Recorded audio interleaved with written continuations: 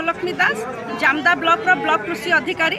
तो आज आपण मैंने देखुं आमर ब्लॉक स्तरीय मत्स्य और प्राणी संपद मेला 2025 आमर जामदा ब्लॉक अनुष्ठित होती। अवसर में आम कृषि और कृषक सशक्तिकरण विभाग जामदा तरफ आमर स्टल लगी जो थी कि आम पुष्टि शस्यर खाद्य मेला ये अनुष्ठित होती। आम मांडिया सुआ कोदो जंजला एमती विभिन्न प्रकार पुष्टि शस्यर तैयारी भल भल खाद्यर स्टल आम पकईचु।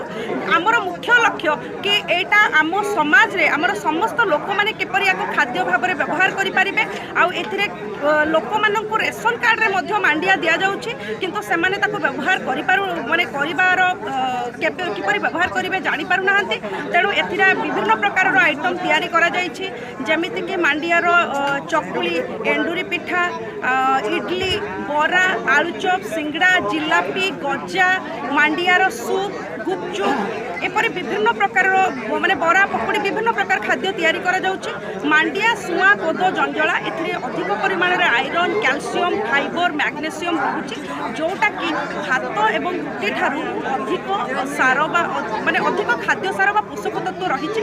तेणु आम समाज रे छोट पिलांकठू आरंभ करी महिला माने बा वयस्क लोक माने किपरि तांकर खाद्य थाली रे सप्ताह रे 2 ରୁ 3 दिन मांडिया सुआ कोदो जातीय खाद्य को व्यवहार करेंगे। यह कृषि विभाग प्रयास कि किपरि आम अंचल में चाष अधिका बढ़िबो जहाँपाई चाष करने सरकारी सहायता ता सहित गवर्नमेंट प्रोक्योरमेंट रही जहाँ मांडिया चाष होउछि तार गवर्नमेंट प्रोक्योरमेंट रहुछि आमर आदिवासी उन्नयन संस्था द्वारा गवर्नमेंट प्रोक्योरमेंट रहुछि। तेणु से प्रोक्योरमेंट भी हम ता सहित चाष अधिका हम आ लोक मैंने खाद्य व्यवहार करें।